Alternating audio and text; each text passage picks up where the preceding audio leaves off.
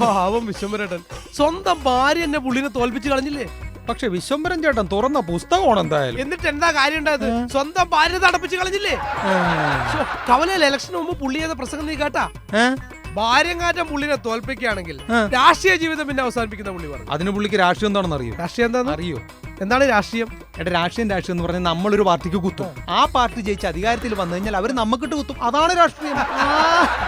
എന്തായാലും വിശ്വംഭരേട്ടൻ ആകെ ടെൻഷൻ അടിച്ചിരിക്കാവൂ.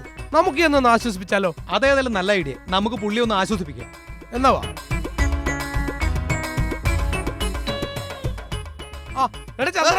നീ എങ്ങോട്ട് ഇത്രത്തി പോണേ? ഞാൻ വിശ്വംഭരൻ ചേട്ടന്റെ അടുത്തോട്ട് പോകാനാണ്. ഓ, നമ്മുടെ വിശ്വംഭരൻ ചേട്ടൻ തോറ്റല്ല, വിശ്വംഭരൻ ചേട്ടന്റെ ഭാര്യ ജയിക്കുകയും ചെയ്തു. അപ്പൊ ഭാര്യയെ കണ്ട് ആസ്വദിക്കാൻ പോവുകയായിരിക്കും, ആശ്വസിപ്പിക്കാൻ പോവുകയായിരിക്കും. ആശ്വസിപ്പിക്കാൻ അല്ല, ഞാനെന്ന് ആശ്വസിക്കാനായിട്ട് പോവാ. നിനക്കെന്താ ആശ്വാസം? എടാവേ, നിങ്ങൾ കേക്കണം. എടാ, വിശ്വംഭരൻ ചേട്ടന് അങ്ങനെ സ്വന്തം ഭാര്യ എതിർ സ്ഥാനാർത്ഥിയായിട്ട് നിന്ന് തോറ്റുപോയില്ലേ? സംഭവം മനസ്സിലാക്കണം. എടാ, സ്വന്തം കെട്ടോക്കണ മുമ്പ് തോറ്റു പോവാന്ന് പറഞ്ഞാൽ ഏതൊരു മനുഷ്യനും ഒരു വിഷമം ഉണ്ടായില്ല. സംഭവം മനസ്സിലാക്കണം. അപ്പൊ അങ്ങനെ ഇപ്പൊ ചെന്ന് കഴിഞ്ഞാൽ രണ്ടെണ്ണം അടിച്ചോണ്ടിരിക്കുവായിരിക്കും. ഏത് അങ്ങനെ ചങ്കിന്റെ വിഷമം കൊണ്ട് രണ്ടെണ്ണം വിട്ടോണ്ടിരിക്കുവായിരിക്കും. അപ്പൊ ഞാനങ്ങ് ചെന്നിട്ട് ആ കൂടെ കൂടിയിട്ട് രണ്ടെണ്ണം ഞാനങ്ങടെ അങ്ങ് വിട്ട് കഴിഞ്ഞ് കഴിഞ്ഞാൽ അത് അങ്ങേർക്കും ഒരു ആശ്വാസമായി, എനിക്കൊരു ആശ്വാസമായി. നിന്നോട് പലതവണ പറഞ്ഞിട്ടുണ്ടാ നീ ഇങ്ങനെ വെള്ളം അടിച്ച എന്താ കുഴപ്പമെന്നറിയോ?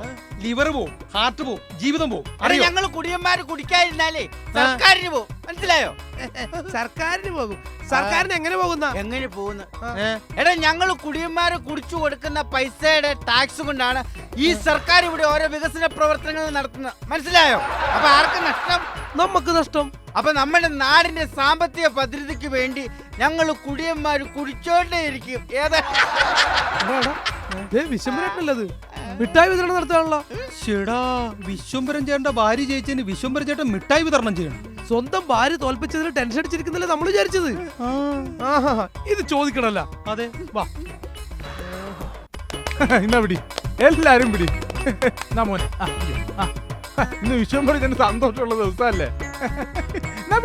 ഇനി ആർക്കെങ്കിലും മിഠായിട്ടുണ്ട്? ആർക്കെങ്കിലും കിട്ടാനുണ്ടാ? വാ, എന്നാ കുഞ്ഞാവ് പിടിച്ചേ. ഇന്ന് വിശ്വംഭരൻ ഞങ്ങൾ സന്തോഷമുള്ള ദിവസമല്ലേ? എന്നാ പിടിച്ചോ പിടിച്ചോ, കുഞ്ഞാവ് പിടിച്ചോ. ഇനി വേണ എന്നാ പിടിച്ചോ. ഇനി ഇവിടെ അല്ല, ഇത് ആര് മിഠായി? ഇത് എന്താ വിശ്വംഭരൻ ചേട്ടൻ? സന്തോഷത്തിന്റെ ദിവസമല്ലേ ഇന്ന്? എന്റെ വിശ്വംഭരൻ ചേട്ടന്റെ ഭാര്യ എതിർ സ്ഥാനാർത്ഥിയായിട്ട് വിശ്വംഭരൻ ചേട്ടൻ തോപ്പിച്ചതല്ലേ? എന്നിട്ട് മിഠായി വിതരണം ചെയ്യണം. ടെൻഷൻ അടിച്ചിരിക്കുന്നില്ല നമ്മൾ വിചാരിച്ചത്.